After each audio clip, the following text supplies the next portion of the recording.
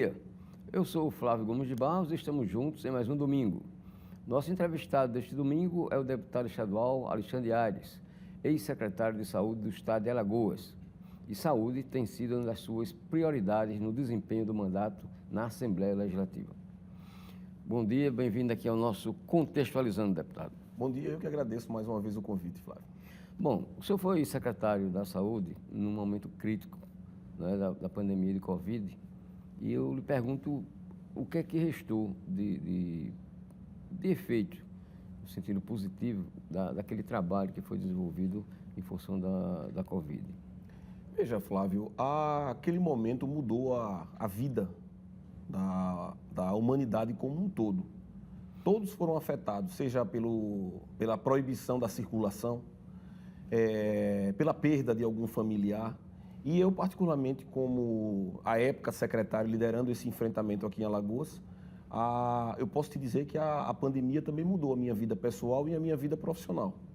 Eu, naquele momento, me vi naquela situação, como é que eu posso dizer? Uma situação que mexeu com a realidade de todo mundo, mas quem estava na linha de frente foi impactado mais diretamente.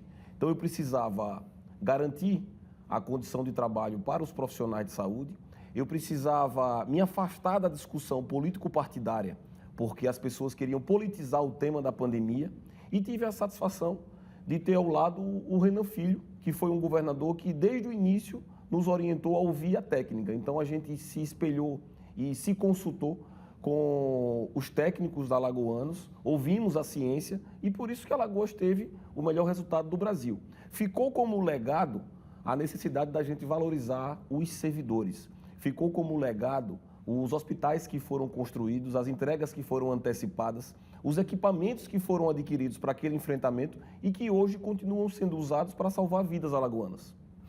Bom, falando em hospital, não sei se foi coincidência, mas o fato é que o governo do estado tinha programado uma série de construção de hospitais. Alguns já estavam prontos, outros ficaram prontos durante a pandemia de Covid. Foi uma coincidência? Sem dúvida nenhuma, foi uma feliz coincidência. O que nós já sabíamos, eu, Renan e toda a cúpula do governo do estado à época, era que Alagoas necessitava de uma expansão do seu parque hospitalar. Nós tínhamos como marca o último hospital construído em Maceió, tinha sido à época o pronto-socorro, depois da emergência Armando Lages, que se tornou HGE. Isso aí a gente está falando de 1979. O último hospital construído no interior foi a UE do Agreste pelo Ronaldo Lessa e foi entregue em 2002, 2003, salvo engano.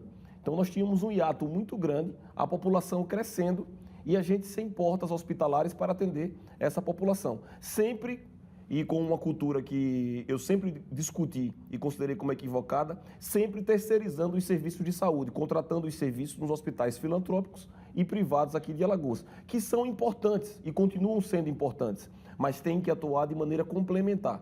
Nós temos capilaridade, condição, e demonstramos isso, tanto eu quanto o governador Renan, que Alagoas comportava, sim, a construção e a manutenção dos hospitais. Somente a gente, no governo Renan Filho, no segundo governo Renan Filho, entregamos 6 unidades hospitalares e deixamos o Hospital do Coração praticamente pronto, que já foi entregue pelo governador Paulo Dantas. Mas ainda falando sobre Covid, o que a gente sabe é que tem muita gente sequelada. Pelo que é do seu conhecimento, existe alguma ação, alguma iniciativa por parte do Estado, do poder público, para atender essas pessoas? Olha, nós temos vários programas. O governo do estado possui vários programas que têm atendido pessoas que sejam sequeladas do vírus da Covid-19 ou que tenham outras comorbidades. Eu posso citar um programa que é um sucesso e é um case de sucesso alagoano e que já se tornou uma referência nacional, que é o AVC da Sinais. A gente escuta muito falar que muitas pessoas ficaram com sequelas vasculares decorrentes do vírus da Covid-19. E esse programa tem salvado muita gente aqui em Alagoas. É o AVC das Sinais, é um programa muito moderno, feito por telemedicina e com o apoio e orientação de vários especialistas, neurologistas aqui de Alagoas. Bom, qual a sua avaliação sobre o Sistema Único de Saúde, o famoso SUS? Olha, o SUS demonstrou a sua importância no enfrentamento à Covid-19. Se você observar, os países de primeiro mundo tiveram muitas dificuldades porque não têm sistemas públicos de saúde com a capilaridade que tem o SUS. A pirâmide do SUS ela funciona muito bem, na teoria melhor do que na prática. O que é que eu hoje defendo? Eu defendo o maior financiamento. A gente vê recursos financeiros federais sendo direcionados para serviços acessórios em detrimento de serviços prioritários, que é a saúde. A saúde é um serviço, saúde e educação, para mim, são as duas bases da política pública aqui no Brasil e deveriam ser tratadas como tal. Nós tivemos o advento do financiamento do Fundef, e hoje Fundeb, há anos atrás, que deu capilaridade à política pública de educação, mas nós carecemos desse olhar do governo federal mais voltado para a saúde pública. Então, o que a gente escuta e dialoga com os especialistas é que há um subfinanciamento, seja na tabela de pagamento para os serviços contratados com os profissionais. A gente tem uma tabela defasada há muitos e muitos anos. E eu vejo, Flávio, sem querer politizar a minha fala aqui, mas eu vejo que o governo federal continua atuando de maneira equivocada. Agora está contratando serviço em hospital privado, em rede privada. Esse não é o caminho. A gente está só tentando apagar um incêndio. A gente precisa de planejamento. Nós precisamos que o governo federal pare, veja qual a necessidade de cada estado, cada um tem a sua realidade. Por exemplo, Alagoas tem 95% de pessoas dependentes unicamente do SUS. A gente está falando aí de quase 3 milhões de alagoanos e alagoanas. É uma realidade diferente do estado de São Paulo, que tem uma força financeira muito maior e a sua população tem condição de fazer o pagamento do serviço de saúde através do meio privado ou através dos planos de saúde. Então, o que eu defendo perante o governo federal é que tenha esse olhar mais prioritário para a saúde, assim como já o fizeram anos passados para a educação. Conforme eu disse na abertura do programa, uma das suas prioridades na Assembleia tem sido a saúde, não é isso? Quais são as principais ações de iniciativas suas em relação à saúde como deputado? Veja, Flávio, o termo saúde ele é muito abrangente. E eu, como deputado, eu analisando, conversando com a minha equipe, eu não tinha condição de, enquanto deputado estadual, começando agora o meu mandato político, tentar abraçar todas as bandeiras que a saúde pública necessita. Então, eu foquei em algumas e eu tenho defendido durante o meu mandato que os nossos projetos de lei eles têm que ter eficácia. Não dá para a gente ganhar o prêmio só de deputado que mais apresenta projeto. O que eu defendo é que os meus projetos sejam os melhores e que tragam realmente uma mudança na vida da população alagoana. Se não for para ser dessa maneira, não adianta eu estar como deputado estadual. Então, eu tenho defendido a causa autista, tenho priorizado esse debate, cobrado do governo do estado, das prefeituras, um olhar mais apurado para essa minoria da população que tem sofrido e vivido à margem da sociedade, com preconceito, com falta de tratamento, com falta de diagnóstico. E a gente não vê esse olhar por parte do poder público. Então, eu tenho cobrado, tenho apresentado projetos de lei nesse sentido. Uma outra camada da sociedade que eu identifiquei ainda como secretário e agora eu tenho colocado em prática como deputado são os diabéticos. Então, eu tenho feito um trabalho e apresentado projetos. Eu posso citar um.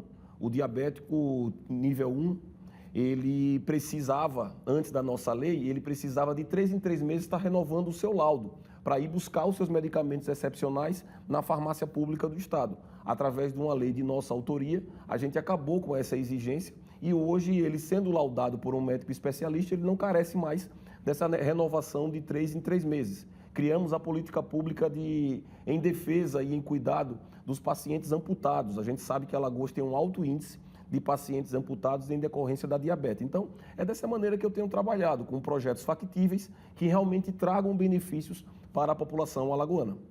Em relação aos profissionais que atuam na área de saúde, o que é que tem sido feito? Olha, eu tenho uma gratidão muito grande pelos profissionais de saúde. Eu sempre digo que eles foram os grandes responsáveis. Eu ali como timoneiro ao lado do Renan, mas quem estava lá dentro do hospital, vivendo de madrugada, arriscando a sua vida, enfrentando um vírus naquele momento desconhecido, porque depois todo mundo começou a entender o que era a Covid e até onde ela poderia chegar. Mas lá no início, em 2020, ninguém sabia de absolutamente nada. A gente não sabia nem como seria esse comportamento do vírus aqui no hemisfério sul.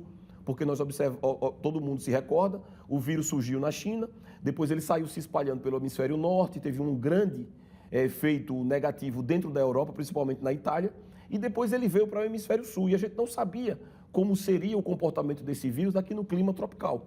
E aí a gente teve a satisfação de contar com esses profissionais aqui. Eu tenho feito leis, projetos de lei, e já aprovados na Assembleia em defesa e em valorização dos servidores. Ok, vamos a um breve intervalo. Daqui a pouco a gente volta conversando com o deputado estadual Alexandre Aires. Até já.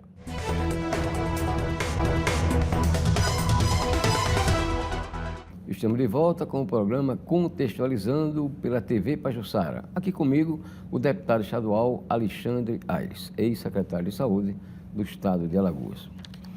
Deputado, com relação ao combate à violência contra mulheres e crianças, que tem aumentado consideravelmente, não só aqui em Alagoas, mas infelizmente no Brasil como um todo, o que é que tem sido feito? Veja, Flávio, esse problema ele é um problema nacional, como você bem disse, e a grande solução que a gente pode sugerir e encontrar é o investimento em educação. Mas esse resultado, a partir da educação, ele carece de um tempo. Demora um pouco. Demora um pouco. E as mulheres estão morrendo. Então não dá para a gente ficar no discurso teórico, tem que investir em educação. E todos os dias a gente abrindo os sites ou vendo nos blogs na internet, mulheres morrendo, sendo agredidas pelos seus companheiros, ou crianças sendo violentadas por doentes mentais, por pedófilos, crimes que têm acontecido aqui e em todo o Brasil. Então, pesquisando sobre essa temática, eu estou até usando aqui um lacinho laranja, que é em homenagem ao Dia Laranja, que é um projeto da ONU, onde a gente combate a violência contra as mulheres. E eu fiz essa lei, já criei essa lei aqui no estado de Alagoas, mas também criei outras que eu considero como muito importantes. Observando essa problemática e incomodado com isso, eu pesquisei e vi que no estado do Mato Grosso existia uma lei que criava o cadastro estadual de homens que agridem mulheres ou que estupram mulheres.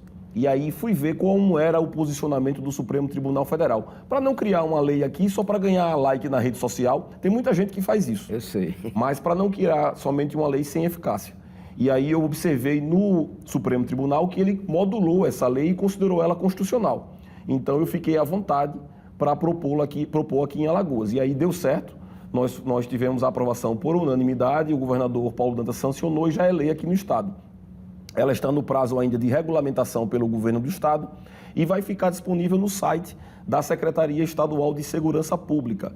Todo homem que for condenado por crimes contra as mulheres ou contra as crianças terá o nome e a foto divulgado para todo mundo conhecer, porque esses caras, vou chamar assim para não chamar de bandidos, eles cometem esses crimes e a gente não tem como identificá-los nas ruas.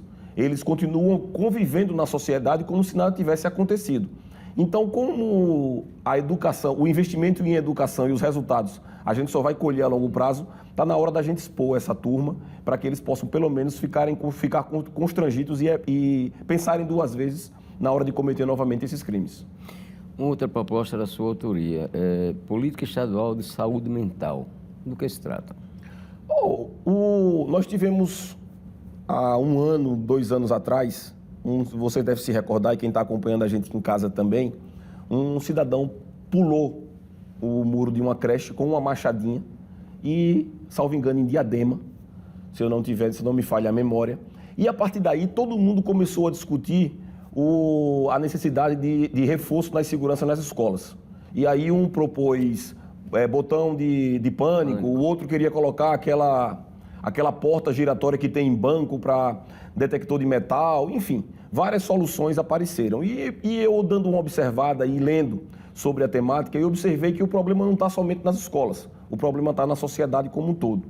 Hoje a gente vive uma sociedade egoísta, vivemos em uma sociedade cada dia mais egoísta, as pessoas de maneira individualistas, focadas em viver dentro do seu mundo da rede social, tentando apresentar um padrão social que às vezes não é verdade, e isso tem acarretado crimes cada vez mais violentos.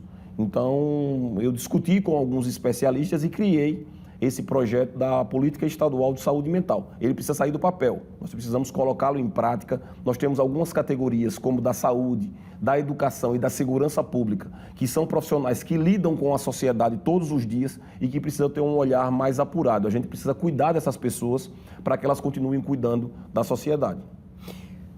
Dentro desse tema, pela sua experiência como secretário estadual de saúde, o que dizer do fim dos manicômios? Olha, eu tenho observado o posicionamento técnico de muitos especialistas na temática que são contra, que são a favor do fechamento dos manicômios. Eu acho que esse termo até a gente não deveria nem usar mais, mas os hospitais psiquiátricos, eu acho que eles devem permanecer, eu defendo, com o apoiamento dos CAPs, que são os centros de tratamento dentro dos municípios. O que a gente precisa é dar uma melhor condição para o profissional que cuida desses pacientes com alguns problemas mais graves de saúde mental. Bom, eu elenquei aqui algumas leis de sua autoria voltadas às crianças. Política de atenção à oncologia pediátrica, política de saúde bucal na primeira infância e programa de proteção e educação alimentar para as crianças diabéticas. O que dizer a respeito dessas três questões? A gente tem visto aqui em Alagoas um salto muito grande na valorização e no cuidado com a primeira infância.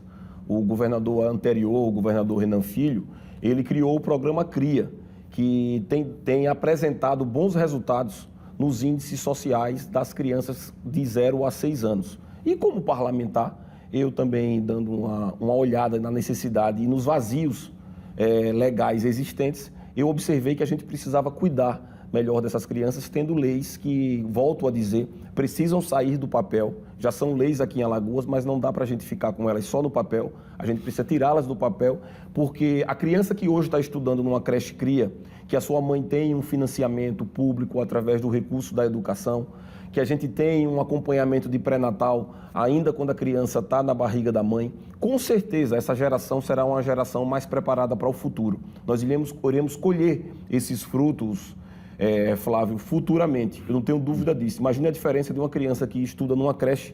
O governo já entregou quase 80 creches. O programa são para 200 creches. Eu tenho certeza que a gente irá concluir esse trabalho. E essas 40 mil crianças que lá estudarão, já estudam e que estudarão, terão um melhor futuro. Então, fazendo o meu papel como deputado, eu tenho fortalecido a legislação com essas políticas.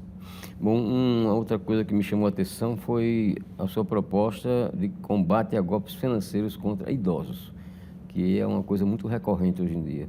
Esse aí eu sofri em casa. A minha mãe foi vítima de um golpe. Tiraram uma foto minha da internet, do Instagram, e criaram um WhatsApp e mandaram para ela, pedindo para ela pagar uns boletos. E mãe é mãe, ela não conseguiu falar comigo no momento e saiu pagando. E quando ela conseguiu falar comigo, eu disse, não, nem mudei o telefone, então ela foi vítima desse golpe. E aí eu decidi criar para que outras senhoras, outras idosas e idosos aqui de Alagoas não sofram esse mesmo baque. E tenho visto que cada vez esse crime tem se tornado recorrente e várias pessoas ainda têm sido enganadas através do WhatsApp, através de ligações e têm caído nesses golpes financeiros. E de que forma essa legislação, de sua autoria, faz com que sejam impedidos de acontecer esses golpes? Conscientização e educação continuada. A gente precisa orientar. Eu não tenho como fazer diferente porque essa é uma relação pessoal dentro do WhatsApp, dentro de ligações, então a gente não tem, e o poder público não tem como interferir. O que a gente tem é como conscientizar, orientar e explicar para evitar que mais idosos caiam nesse tipo de crime. Outra preocupação sua, através também de uma proposta, é a prevenção e combate aos crimes sexuais contra menores. Isso, eu criei também uma lei, que é o cadastro estadual de pedófilos, para que a gente possa apresentar e ter essa relação dos nomes e fotos de homens, de doentes que cometam esses crimes contra as nossas crianças. Bom, agora vamos entrar um pouquinho na área política, né? A sua opinião como integrante do partido do governo, do MDB, com relação a esse chamado acordo que teria sido feito pelo prefeito Marcelo João Henrique Caldas de não ser candidato no ano que vem a governador, apoiar o governador Renan Calheiros, para governador, o senador Renan Calheiros, apoiar o presidente Lula à reeleição. Uns dizem que o prefeito JHC não deve cumprir esse acordo. Ele reitera que vai cumprir o acordo. Qual a sua opinião a respeito desse caso? Olha, a minha opinião é que o Renan Filho é o nome mais preparado para assumir o governo do estado a partir de 2027, no encerramento do mandato do governador Paulo Dantas. Eu sei disso porque estive ao seu lado, sei das suas intenções e da sua capacidade de continuar tocando as entregas e mudando realmente a realidade de Alagoas, que já foi considerado o estado mais pobre, o estado com os menores indicadores do Brasil. Agora, quanto a essa situação do prefeito JHC, eu te confesso que eu não tenho muito o que dizer, porque até agora ele não se posicionou. A gente só ouve a imprensa comentar, o bastidor político. Não teve nenhum depoimento dele. Não teve nenhum depoimento dele. E que eu tenho, já conversei com o Renan Filho, já conversei com o senador Renan Calheiros, e o objetivo deles é fazer uma grande frente para que a gente possa lançar o maior número de candidatos a deputado estadual, federal, senadores, e o governador Renan Filho, o ministro Renan Filho, para o governo do estado. Então, se o JHC quiser se somar a esse projeto, sem dúvida nenhuma, se ele tiver imbuído de apoiar a candidatura do Renan Filho, eu acredito que não vai ter nenhum tipo de problema. Agora, a gente vai ficar ainda no campo da especulação, porque até agora não houve nenhum tipo de posicionamento. O que houve foi um trabalho realizado pelo grupo político no qual eu faço parte, para fortalecer a candidatura da procuradora Marluce Caldas, e que agora assumiu como ministra do STJ. Outra coisa, o que dizer da possibilidade de Renan Calheiros Filho ser vice-presidente na chapa do presidente Lula à reeleição? Olha, sem dúvida nenhuma, não é porque eu sou alagoano e partidário desse grupo político, sem dúvida nenhuma, o Renan é o ministro que mais entrega nesse governo atual do presidente Lula. A gente observa que em todos os estados do Brasil tem uma ação do Ministério dos Transportes.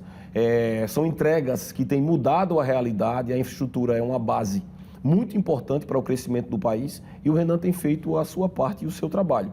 Eu, particularmente, defendo que ele seja candidato a governador de Alagoas.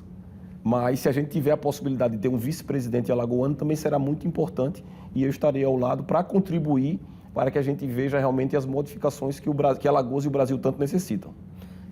Se prevalecer essa ideia de Renan Filho ser vice do presidente Lula, qual seria a opção, na sua visão, para o governo do estado? A gente tem vários nomes dentro do nosso grupo político. Tem o deputado federal Isnaldo Bulhões, que é um nome que tem sido ventilado já e hoje é uma liderança nacional do nosso partido. Nós temos o deputado federal Rafael Brito, que foi nosso candidato a prefeito de Maceió. Então, internamente, nós iremos discutir qual o melhor nome que possa vir a substituir o nome do Renan Filho. E o que é que pode e deve ser feito para vocês, deputados estaduais, ganhar a eleição, né, no ano que vem, com essa restrição, diminuição do número de vagas da Assembleia? Olha, eu tenho feito o meu trabalho. Será uma eleição ainda mais dura do que foi a eleição anterior, mas eu tenho feito o meu trabalho como se a gente estivesse disputando o mesmo número de vagas. O que eu preciso é continuar me apresentando para a sociedade, mostrando o trabalho que fiz enquanto secretário, o trabalho que estou fazendo como deputado estadual, para que as pessoas que ainda não conhecem o Alexandre Aires possam vir a conhecer os meus objetivos, as minhas propostas, e tenho certeza que ano que vem a gente vai alcançar esse bom resultado, porque a gente tem trabalhado bastante em prol da população alagoana. Deputado, agradecendo desde já pela sua presença, eu abro espaço para uma mensagem final para o eleitor alagoano. Eu quero agradecer todo o carinho que eu tenho recebido da população alagoana, pedir que vocês acompanhem o nosso trabalho através das redes sociais, através das matérias, através dos sites, através da própria TV Assembleia. A gente tem trabalhado bastante. Eu tenho cumprido exatamente, Flávio, aquilo que eu me comprometi andando na casa das pessoas ainda em 2022. Eu continuo sendo o mesmo Alexandre Aires, que foi secretário e que agora é deputado estadual e que tem prezado pela palavra, pela verdade, pela transparência e trabalhado muito para mudar a realidade de Alagoas. Ok, muito obrigado mais uma vez. Você pode rever essa entrevista com Alexandre Aires no YouTube da TV Pajuçara. O programa Contextualizando este domingo fica por aqui. Um bom final de semana para todos.